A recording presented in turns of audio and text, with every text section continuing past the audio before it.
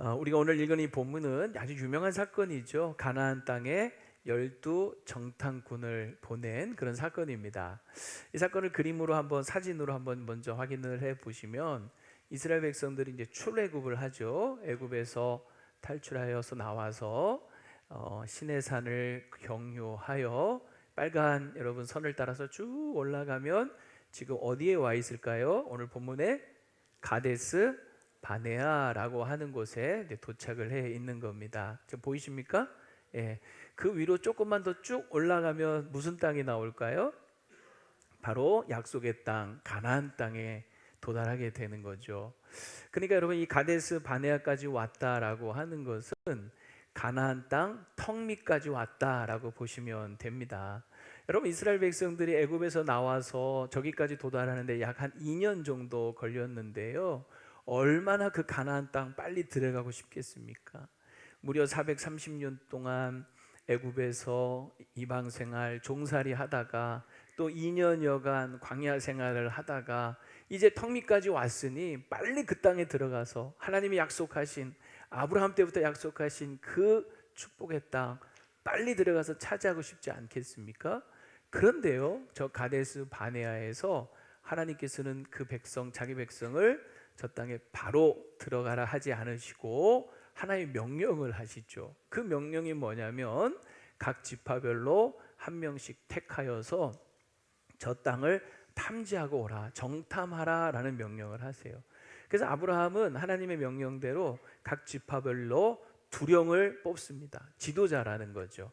그래서 총 12명의 정탐꾼이 저 땅을 탐지하는데 며칠 탐지했을까요?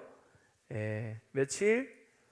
4일이 아니라 40일 40일을 두루 탐지하고 이제 돌아옵니다. 여기서 우리가 한 가지 한번 질문을 한번 해보고 싶은 게 있어요. 왜 하나님께서는 저 턱 밑까지 인도하시고 바로 그 땅으로 들이지 않으셨을까? 어차피 주겠다고 약속하신 땅인데 그냥 바로 들어가서 차지하게 하시지 왜 저기서 정탐꾼을 보내라고 하셨을까? 그 이유를 한번 두 가지로 한번 살펴볼 수 있을 것 같아요. 첫 번째는 뭐냐면 현실을 정확하게 파악하고 인식하라라고 하는 거죠. 여러분 이스라엘 백성들은 저 가나안 땅 들어가 본 적이 있을까요? 없을까요? 없는 거죠. 처음 가는 땅, 미지의 땅인 겁니다. 그런데 그 땅에 그냥 무턱대고 밀고 들어가는 것은 어리석은 거죠. 큰 낭패를 당할 수 있는 겁니다. 그래서 그 땅이 어떻게 생겼는지, 어떤 곳인지, 그곳에 누가 살고 있는지, 지형은 어떤지, 성은 어디에 있는지 정확하게 그 땅을 파악하고 현실을 파악해라 라고 하시는 거죠. 한마디로 얘기하면은 지피지기면 뭐예요? 백전불태. 적을 알고 나를 알면, 나를 아는 것도 중요하지만 적을 알아야 되는 거죠. 그러면 100번 싸워서 100번 물러서지 않는다라고 하는 거 아닙니까? 여러분 우리가 믿음으로 살지만 믿음으로 산다라고 하는 것은 그냥 무대뽀로 막 밀고 나가는 게 믿음은 아닌 거예요. 오히려 믿음으로 산다라고 하는 것은 현실을 잘 파악하고 필요한 대책을 세우고 만반의 준비를 갖추고 나아가는 것도 믿음이고 지혜로운 모습인 거죠. 그래서 이런 말이 있어요. 아무것도 준비하지 않는 것은 실패를 준비하는 것이다. 가나안 땅 정복을 앞두고 이스라엘 백성들이 준비해야 될 것들을 준비하라라고 하나님께서는 미리 그 땅을 정탐하라고 하신 겁니다. 자, 그런데 두 번째 이유가 있어요. 이게 사실 더 중요한데요. 이렇게 파악을 한 현실, 그 땅을 파악하고 왔을 때 그 현실에 대한 반응을 하나님께서는 보고 싶으셨던 겁니다. 여러분 이 가나안 땅은 텅 비어 있는 땅이 아니라 거기는 7 족속이 이미 차지하고 있었고요. 그 성읍은 굉장히 견고했죠.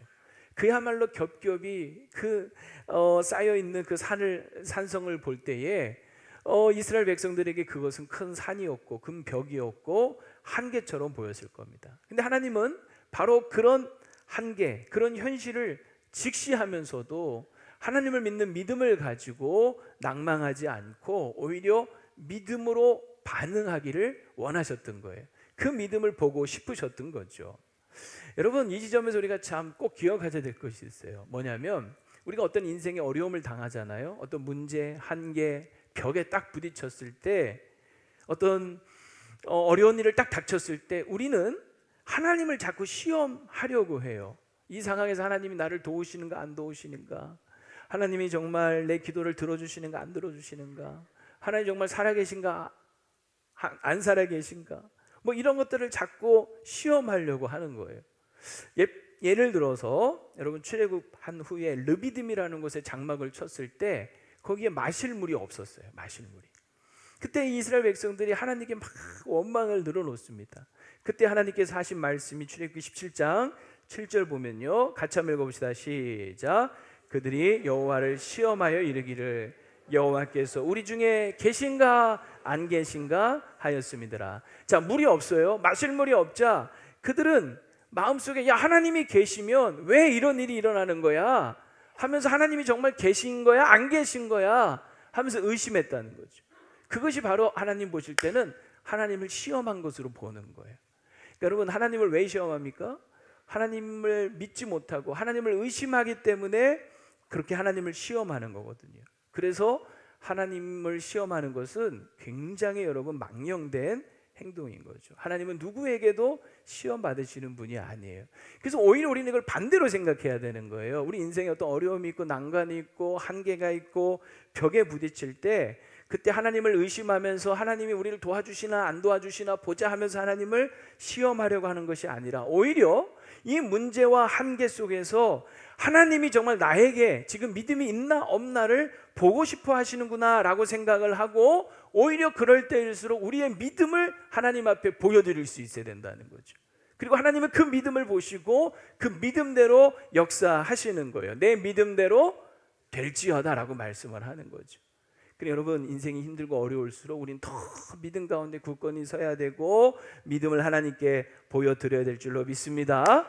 자, 이처럼 이 정탐꾼을 보낸 이것을 통해서 우리는 두 가지를 확인할 수 있어요. 첫째는 뭐냐면, 현실을 정확하게 인식해라, 상황을 정확하게 판단해라 하는 거. 그리고 두 번째는 그 현실을 정확하게 판단하고 인식한 후에 어떤 환경과 상황과 어려움이 있을지라도 살아계신 하나님을 믿는 믿음으로 뭐해라? 반응하라 이거죠. 믿음으로 반응해라 하는 거예요. 자, 그렇다면 우리가 믿음이 있느냐 없느냐 하는 것을 어떻게 하나님께 보여드릴 수 있을까요? 자, 내 믿음이 있는지 없는지를 보여드릴 수 있는 방법이 있어요. 또 믿음이 있는지 없는지를 우리가 알 수 있는 방법이 있어요. 그것은 뭐냐면, 우리 입에서 나오는 말, 우리가 내뱉는 소리를 보면 그 속에 믿음이 있는지 없는지를 알 수가 있습니다.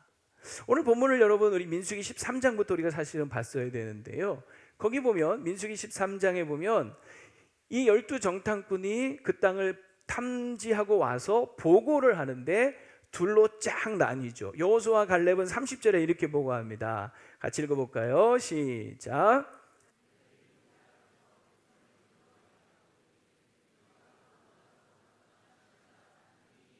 능히 이기리라. 아멘. 올라가서 그 땅을 취합시다. 우리가 능히 이길 겁니다 라고 외친 거죠. 반면에 함께 올라갔던 나머지 10명은 31절 읽어보면, 그와 함께 올라갔던 사람들은 이르되 우리는 능히 올라가서 그 땅을 치지 못하리라. 그들은 우리보다 강하니라 라고 말하는 거예요. 여러분, 완전히 둘로 쫙 나눠지지 않습니까? 왜 이렇게 다를까요? 이들이 보고 온 것이 서로 달랐던 것일까? 그건 아니에요. 40일 동안 그들은 똑같은 땅을 같이 보고 왔어요. 그게 27절 28절에 보면 그 땅은 어떤 땅이었느냐, 모세에게 말하여 이르되 당신이 우리를 보낸 땅에 간즉 과연 그 땅에 젖과 꿀이 흐르는데, 정말 하나님이 말씀하신 대로 그 땅은 젖과 꿀이 흐르는 땅이다 이거죠. 그러면서 그 땅의 과일을 가져와서 보여주는 거예요.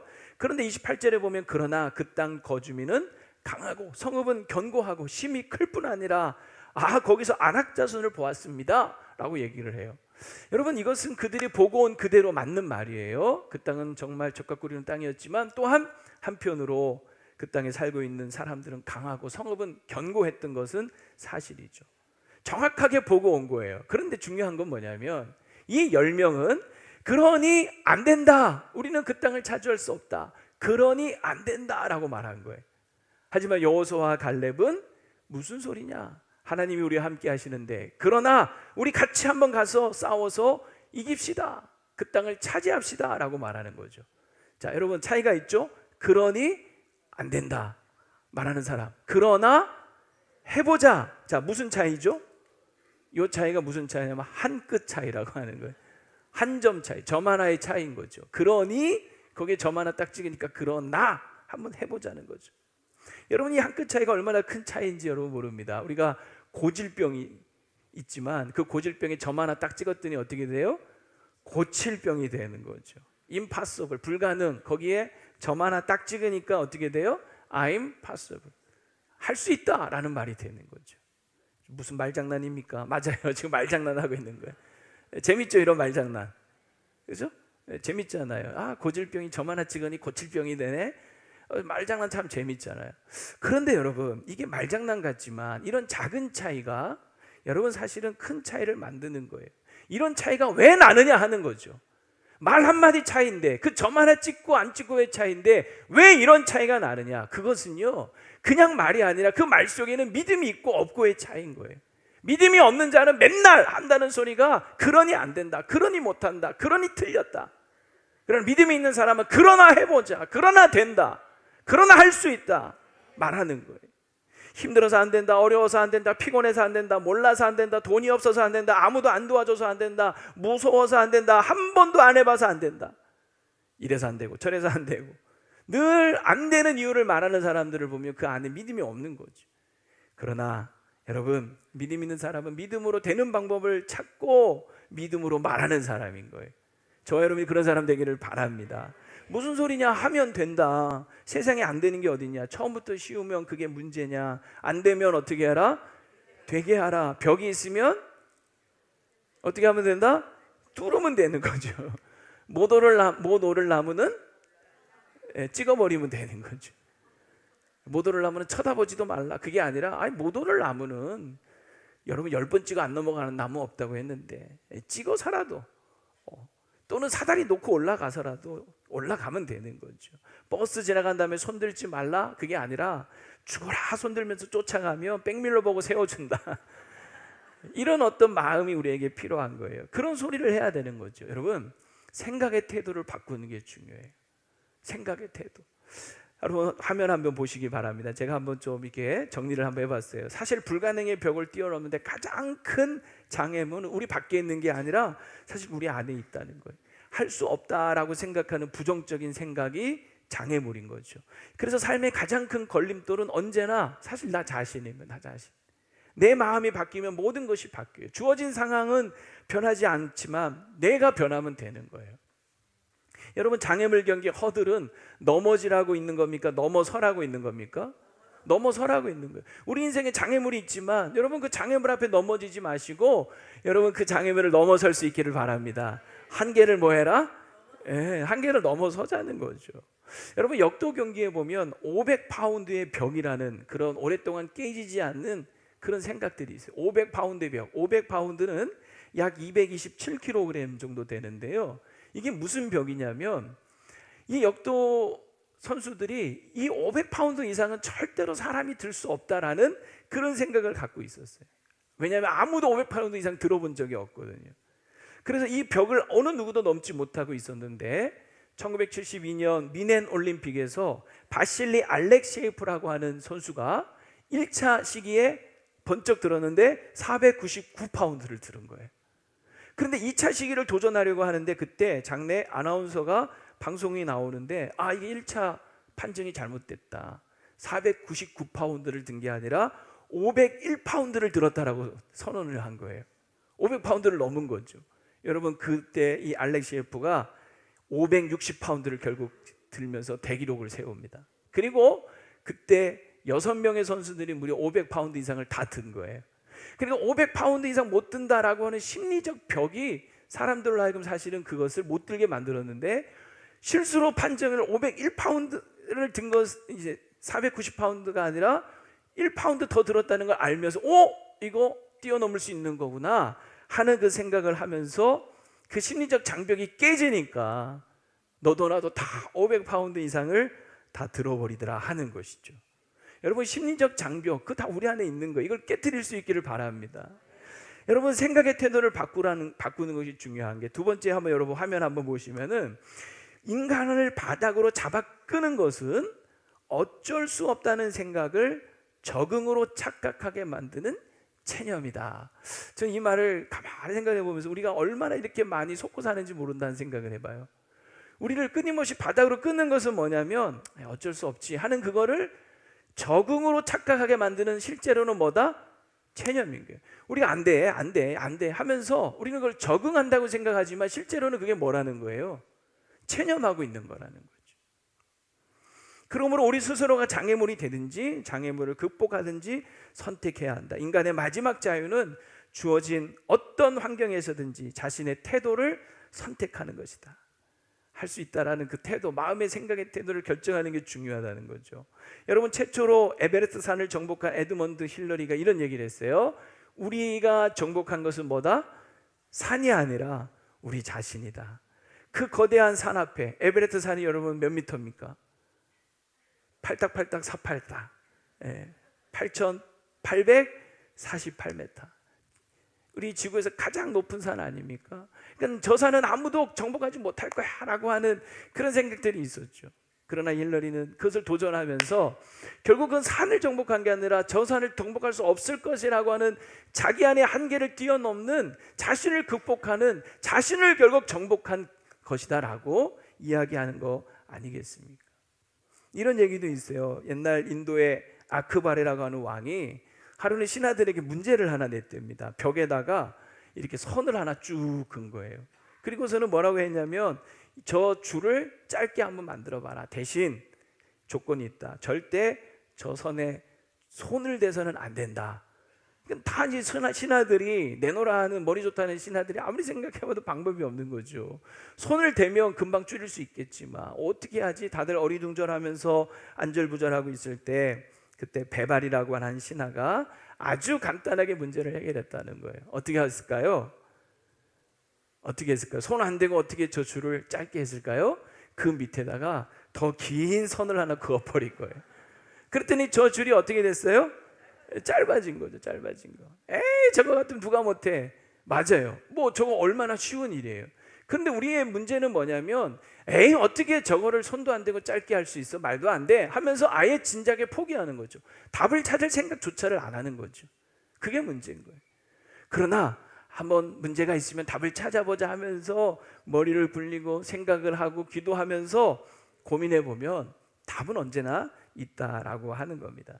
저는 오늘 지금 여러분에게 뭐 새해가 됐으니까 여러분 긍정적으로 사십시오, 뭐 적극적인 자세를 가지고 사십시오, 단순히 정말 뭐 세상 사람 다 하는 그런 말을 하고 싶어서 이 말을 하는 거 아닙니다. 정말 중요한 것은 뭐냐면 믿음이 있고 없고의 차이를 얘기하는 거예요. 여러분, 세상 사람들도요 저런 이야기들 많이 합니다. 어떤 무슨 좋은 강연 같은 데 들어보면 긍정적인 삶이 얼마나 중요한지 얼마나 얘기를 많이 합니까? 그런데 하나님이 없는 사람들도 긍정적인 자세가 중요하다고 외치면서 사는데 우리는, 여러분 또 다르잖아요. 우리는 살아계신 하나님을 믿는, 그 전능하신 하나님을 믿는 사람들 아닙니까? 그렇다면 그 하나님을 믿는 사람으로서 우리는 얼마나 더 이 세상을 살 때 우리 인생에 문제가 있고 한계가 있지만 우리를 도우시는 그 하나님이 우리와 함께 계시는데 얼마나 더 우리는 믿음을 갖고 더 긍정적으로 살아야겠느냐 하는 거예요. 오늘 여러분 이 10명의 사람들의 말을 가만히 들어보면 이들에게는 하나님이 없어요. 하나님에 대한 믿음이 없어요. 온통 그저 자기들이 보고 온 것밖에 없어요. 자기들의 생각, 자기들의 능력, 그걸만 가지고 판단하는 거죠. 그러니 안 된다, 못한다, 틀렸다, 망했다, 죽었다, 끝났다, 길이 없다, 답이 없다. 그러면서 우리는 그들 앞에 마치 메뚜기와 같다. 메뚜기 컴플렉스라고 하잖아요. 스스로 우리는 보기에도 메뚜기 같다, 이렇게 자기 자신을 막 비하하면서 사람들을 절망 가운데 막 몰아넣는 거죠. 여러분, 이들이 얼마나 비겁하냐면요, 자신들의 그 말이 맞다는 것을 설득하기 위해서 그 땅을 악평하기 시작합니다. 악평. 여러분 13장 32절 33절에 보면 이스라엘 자손 앞에서 그 정탐한 땅을 악평하여 이르되, 악평이 뭐예요? 막 나쁜 말 막 한다는 거잖아요.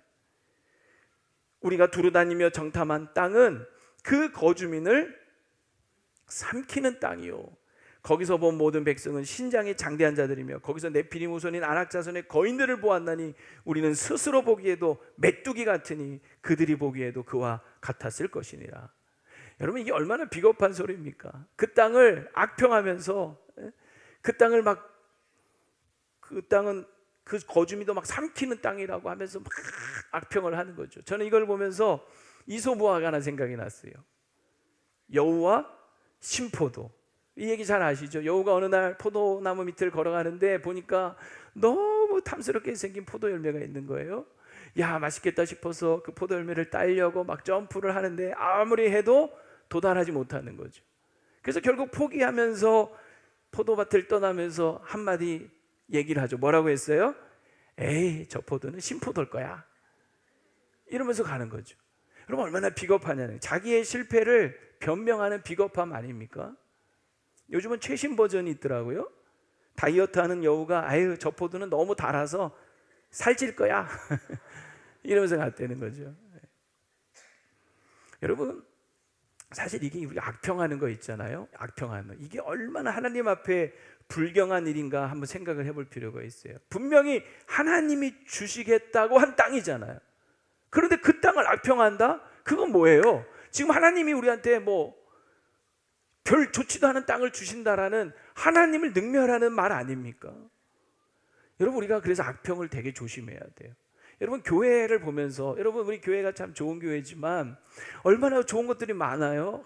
우리 교회니까 좋다 막 이렇게 늘 교회에 대해서 좋은 얘기, 뭐 칭찬, 교회니까 뭐 너무 은혜 받은 얘기, 이런 얘기를 막 해야 되는데 어떤 사람들을 보면요 맨날 그 입에서 교회에 대해서 악평만 늘어놓는 사람이 있어요. 여러분 그거는 이 교회를 피로 사신 주님을 능멸하는 겁니다. 말 조심하셔야 돼요. 예배에 대해서도 늘 보면 은혜 받았다, 뭐 예배가 참 좋다 그래야 되는데 뭐 예배가 왜 이렇게 기냐, 뭐 성가대가 어쩌냐, 그러면 예배에 대해서 막 악평을 늘어놓는 분들이 있어요. 이거는 이 예배를 받으시는 하나님을 능멸하는 거예요. 여러분 이 말 조심해야 돼요. 우리가 사람을 보면서요, 믿음의 형제 자매들을 보면서 정말 예쁘고 아름답고 하나님이 창조하신 하나님의 형상대로 지어진 소중한 분들 아닙니까? 그런데 입만 열면 누구에 대해서 험담하고 비난하고 헐뜯고 깎아내리면서 악평하면 그것은 그 사람을 지으신 하나님을 능멸하는 행동인 거예요. 여러분 입에서 악평을 멈추시기를 바랍니다. 그것 때문에 인생이 망하는 거예요. 그리고 그런 소리를 듣지 마세요. 누가 자꾸 옆에서 뭐 교회 얘기 막 악평하고 누구누구 악평하면 멀리 하세요. 말이 좀 심했나? 그런 사람 멀리 하는 게 좋아요. 그런 사람 가까이 하면서 그런 사람 말 다 귀담아 들으면요 우리 영혼도 피폐되고요 결국은요 같이 망하는 거예요. 여러분 오늘 이스라엘 백성들이 결국 그것 때문에 망한 거예요. 그 10명의 정탐꾼들이 와서 악평하는 소리에 부하 내동에서요 오늘 14장 1절부터 3절에 보면 뭐라고 합니까? 온 회중이 소리를 높여 부르짖으며 백성이 밤새도록 통곡하는, 이스라엘 자손이 다 모세와 아론을 원망하면서 온 회중이 그들에게 이르되 우리가 애굽 땅에서 죽었거나 이 광에서 죽었으면 좋았을 것을 왜 어찌하여 우리를 이 땅에 끌어내서 하나님은 이 땅에서 우리를 칼에 쓰러지게 하려 하느냐? 우리가 처자가 사로잡히리니 차라리 애굽으로 돌아가는 것이 낫지 않겠느냐? 막 망발을 쏟아놓는 거죠. 결국은 여러분 이스라엘 백성들이 그 출애굽 1세대는 그 턱밑까지 왔던 그 가나안 땅에 못 들어가고 그 밑에서 40년간을 뺑뺑이 돌다가 다 성장이 돼서 하나둘 나가서 다 죽어나간 거예요. 40년 동안 무려 그렇게 광야 생활 헛세월을 보내다가 다 죽어나간 거죠. 여러분 악평을 멈추시기를 바랍니다. 악평하는 소리 귀담아 듣지 마시기를 바랍니다. 그거 입 떠들고 그거 귀담아 듣다가 다 망하는 거예요. 똑같은 걸 보고 왔으면서도요 전혀 다르게 말하는 사람들이 있었잖아요. 누굽니까? 여호수아 갈렙. 오늘 읽은 본문 6절 9절을 보세요. 그 땅을 정탐한 중에 눈의 아들 여호수아와 여분네 아들 갈렙이 그 악평하는 사람들의 소리를 듣고 또 그거에 부하내동에서 막 통곡을 하고 우는 사람들을 보며 너무 안타까워서 옷을 찢고 뭐라고 얘기합니까? 이스라엘 자손의 온 회중에게 말하여 이르되 우리가 두루 다니며 정탐한 땅은 어떤 땅이다? 심야라. 아까 여러분 악평한 거는 얼마나 대조적이에요. 똑같은 걸 보고 보면서도 어떤 사람은 막 그 땅은 그거 거민도 삼키는 땅이야 악평을 늘어놓는가 하면 여호수아 갈렙은 무슨 소리냐? 심히 아름다운 땅이다. 여호와께서 우리를 기뻐하시면 우리를 그 땅으로 인도하여 들이시고 그 땅을 우리에게 주시리라. 이는 과연 젖과 꿀이 흐르는 땅이니라. 다만 여호와를 거역하지는 말라. 또 그 땅 백성을 두려워하지 말라. 그들은 우리의 뭐다? 먹이다. 그들의 보호자는 그들에게서 떠났고 여호와는 우리와 함께 하시느니라. 그들을 두려워하지 말라. 여러분, 누구 말을 들어야 되겠어요? 악평 들어 놓으면서 우리를 낙심케 하는 사람의 말을 들어야 되겠어요? 아니면 이 말을 들으면 가슴이 막 뛰지 않나요? 와, 그래, 적들은 분명히 강하지만 그들은 우리 밥이야. 하나님 우리 함께 하셔. 그들의 보호자는 떠났고 하나님 우리와 함께 하시고 그러니 두려워하지 말자. 여러분, 이런 말을 들어야 되는 거죠. 여러분, A.W. 토저가 이런 얘기를 했어요. 우리 한번 읽어볼까요? 자, 토저가 무슨 얘기를 했느냐? 시작. 사람의 말을 들으려거든 하나님의 음성을 듣는 사람의 말을 들어라. 아멘. 그저 너도나도 그냥 떠드는 소리 다 듣지 마시고요, 하나님의 음성을 듣는, 하나님의 말씀을 듣는 여러분 되기를 축복합니다. 오늘 여호수아와 갈렙의 이 말씀을 가만히 보면 핵심이 8절에 있어요. 하나님이 우리를 뭐 하시면? 기뻐하시면. 하나님이 기뻐하시면 되는 거죠. 하나님 전능하신 분 아닙니까? 하나님이 기뻐하시면 능치 못할 일이 없는 거예요. 여호수아와 갈렙은 자신들의 판단, 생각, 능력이 아니라 하나님의 약속과 하나님의 말씀과 하나님의 능력을 붙든 겁니다. 그래서 사람들이 다 안 된다고 해도 무슨 소리냐, 하나님이 기뻐하시면 된다 라고 외쳤던 거죠. 그러니까 우리도 마찬가지. 우리 교회 안에서 어떤 일을 할 때 이게 되니 안 되니, 이게 힘드니 어렵니, 돈이 얼마가 드니 안 드니, 여러분 그런 것은요 중요한 게 아니죠. 가장 중요한 건 뭐예요? 하나님이 기뻐하시느냐 기뻐하시지 않느냐, 하나님이 이걸 원하시느냐 원하시지 않느냐, 이것부터 따져야 되는 거죠. 하나님이 기뻐하시면 하나님이 되게 하실 것입니다. 하나님이 하시면요 안 될 일이 없는 거죠. 하나님이 도우시면 됩니다. 하나님이 역사하시면 됩니다. 하나님이 함께 하시면 됩니다. 할렐루야. 근데 이걸 되게 하는데 누구를 통해서 하느냐? 오늘 여호수아와 갈렙처럼 믿음의 말을 하고 믿음의 고백을 하면서 하나님 함께 하심을 믿고 담대히 나아가는 바로 이 여호수아와 갈렙 같은 사람을 통하여서 하나님은 일하시는 거죠. 하나님 그런 사람을 쓰시는 거예요. 올 한 해 여러분 그렇게 하나님 앞에 쓰임받기를 축복합니다. 말씀을 이제 좀 마무리하면서, 예전에 제가 군목으로 있을 때 있었던 경험을 하나 얘기하면서 마치려고 해요. 지금 반주 안 하셔도 돼요. 제가 육군 본부교회 담임을 할 때였는데요. 한번 사진 한번 보여주세요. 저기 본부교회 아주 너무 참 앞에 잔디도 너무 좋고 너무 아주 좋은 교회였어요. 근데 이제 제가 가서 2년 동안 담임을 했는데 저 교회 특징이 하나가 있었어요. 그게 뭐냐면 주일 예배를 아침에 9시 30분 딱 한 번밖에 안 드리는 거예요. 9시 반 예배. 문제는 뭐냐면 믿음이 좀 없거나 또 아이들이 어리거나 젊은 사람들은 이 아침 9시 30분에 그 애들 챙겨서 이른 아침에 나오는 게 쉽지가 않은 거죠. 그리고 이제 교육부서가 이제 전부 다 11시 예배였기 때문에 어른들하고 아이들이 따로 와야 되는 거예요. 그래서 이거 어떡하지? 이 예배 9시 반 예배 말고 하나 더 예배 11시쯤에 예배 하나를 딱 더 만들면 다 해결될 텐데, 그런데 저 교회가 생긴 지 20년이 넘었는데도 그냥 20년 동안 9시 30분 예배 한 번밖에 없는 거예요. 왜 그러느냐? 11시 예배 하나 만들면 더 좋지만 쉽지 않은 거죠. 왜냐하면 한계들이 많이 있었어요. 가장 큰 한계가 뭐였냐면 공간이 부족한 거였어요. 본당에서 이제 장년부 예배를 9시 반에 끝나면 11시에 중등부 아이들이 그 본당에서 예배를 드렸어요. 중등부가 그때 한 300명 정도 모였어요. 그러니까 이 아이들을 이제 2부 11시 우리 본당에서 장년이 와서 또 예배를 드리면 이 300명의 아이들을 다른 데서 예배하게 되는데 장소가 없는 거예요, 장소가. 그래서 다들 필요는 알지만 이건 어쩔 수 없다, 그래 안 된다 하면서 그렇게 세월이 20여 년이 그냥 그렇게 흘러왔던 겁니다. 근데 아까 제가 우리 보여드렸습니다. 어쩔 수 없다라고 하면서 적응한 것이 사실은 적응이 아니라 뭐다? 체념인 거죠. 체념. 그냥 그렇게 우리 적응해 왔지만 사실은 어쩔 수 없지 하면서 체념한 거 아니겠어요? 그래서 제가 이제 기도하면서 이거 11시 예배를 꼭 만들면 좋겠다. 그래서 거기 이제 6회 공군 본부교회 3군 담임 목사님들 같이 의논하고 장로님들하고 의논하고 기도하고 하면서 우리 2부 예배 꼭 만들자. 근데 이 한계들을 어떻게 할 거야? 이 문제들을 어떻게 해결할 거냐? 기도하면서 방안을 찾고 토의하면서 결국은 다른 많은 이제 상황들을 다 고려해서 절대적인 공간이 부족하니 우리 2층짜리 예배당을 하나 새로 신축을 하자. 그렇게 결론을 내렸어요. 그래가지고 그 교회 옆에 공터가 하나 있었는데 거기 2층짜리 교육관을 하나 신축을 하기로 한 거예요.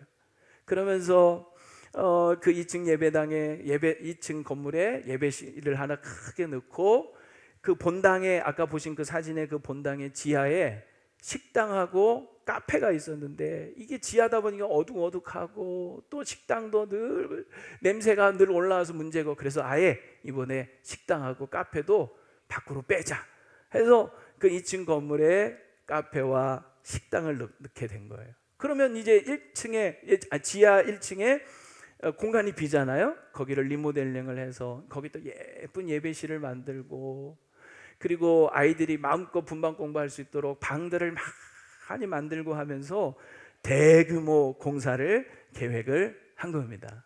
이 계획을 딱 발표를 하니까 성도들이 와 하고 다 좋아했을까요? 아니면 반대하는 사람도 있었을까요? 물론 좋아하는 사람도 있었지만 반대하는 사람도 있었어요. 돈 든다, 공사하면 왜 시끄럽다, 불편하다, 지금도 뭐 9시 반 예배 드리는 게 뭐가 문제냐, 좀 일찍 나오면 되지 막 이러면서 반대하는 사람들이 많이 있었어요. 하지만 하나하나 설득을 하고 이게 왜 필요한지 당위성과 필요성을 설득을 하면서 결국은 1부, 2부 예배를 드리기로 했어요.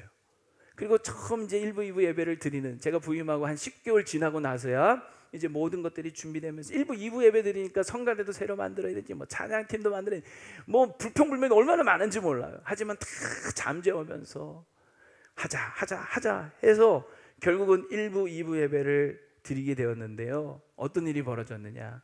9시 30분에 1부 예배만 드릴 때는 한 900에서 한 950명 정도 모였거든요. 그런데 2부 예배로 딱 드리면서 바로 그 주부터 1200명이 나오기 시작을 하는 거예요. 그리고 1300명, 1400명. 그러니까 그동안 믿음이 없고 약한 사람들이 아침에 늦잠 자거나 하면 아유 오늘은 교회 못 가겠다고 주저앉거나 그냥 피곤하니까 예배 빠졌던 사람들이 11시 예배 드리니까 애들 데리고 막 젊은 사람들이 막 2부 예배 때 모이기 시작을 하는 거죠. 그러면서 예배실 부족에 대한 모든 공간들이 다 해결이 되면서 처음에 반대했던 분들도요 하길 잘했다 다들 좋아하시고 그러면서 여러분 그렇게 되니까 교회 학교도요 막 덩달아서 같이 막 부흥이 되고 주차장이 협소했는데 또 1부 예배만 있었으니까 그런데 1, 2부로 나눠지니까 주차장 공간도 해결이 되면서 얼마나 좋았는지 몰라요. 저 담임 목사가 지금 무슨 일을 벌이려고 저러나 올해 무슨 일을 벌이려고 저러나 걱정되시죠?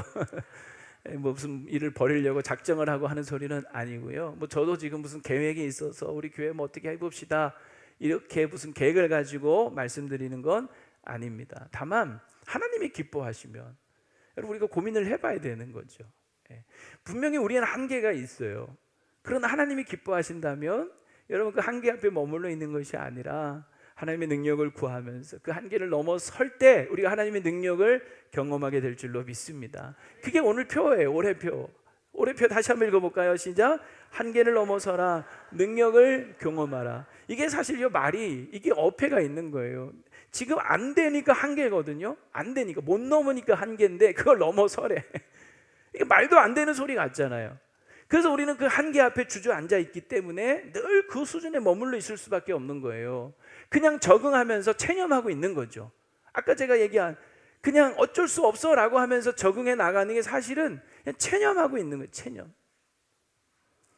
하지만 우리가 그 한계를 넘어설 수만 있다면 그만큼 성장하고 발전하고 변화하고 확장되는 기회가 생기는 거죠.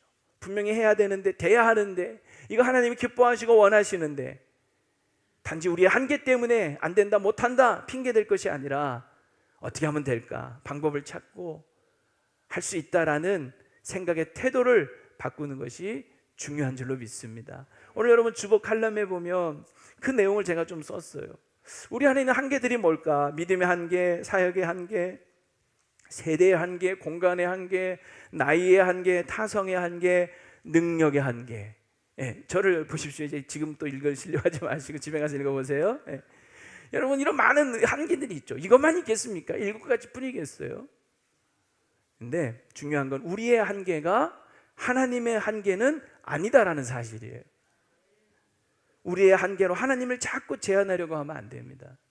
마가복음 9장 23절, 예수께서 이르시되 할 수 있거든이 무슨 말이냐? 믿는 자에게는 능히 하지 못할 일이 없느니라.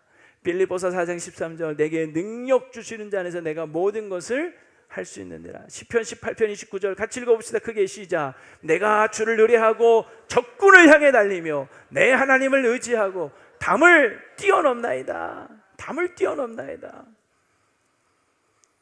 제가 부임해서 지난 3년여 동안 목회하면서 담장과 세대와 한계를 뛰어넘자고 했어요. 첫 해는 담장을 넘자 해서 담장 넘이 활발하게 했고, 두 번째는 세대를 뛰어넘자 해서 작년 한 해 세대 통합 예배를 비롯하여 우리 세대가 연결되는 일에 많이 가정 예배를 비롯해서 했어요. 올해는 주제가 뭐다? 한계를 뛰어넘는 한계를.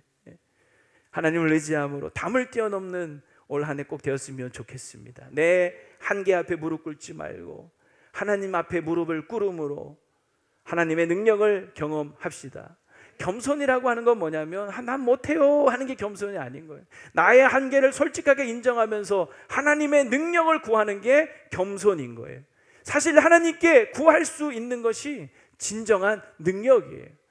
우리의 필요를 꾸짖지 않으려 하나님께 지혜를 구하고 능력을 구하는 거, 이게 진정한 우리 그리스도인의 능력인 거죠. 그럴 때 나의 약함이 오히려 하나님의 능력을 경험하면서 강함이 될 줄로 믿습니다. 내 한계가 내 인생의 걸림돌이 아니라 오히려 그것 때문에 하나님을 경험함으로 믿음의 도약대가 될 수 있는 거죠. 우리 올 한 해 우리 현실과 상황을 정확하게 인식하고 파악하되 여러분 믿음으로 반응함으로 여러분 한계를 뛰어넘는, 그래서 하나님의 능력을 경험하는 우리 모두가 되시기를 주의 말씀으로 축원합니다.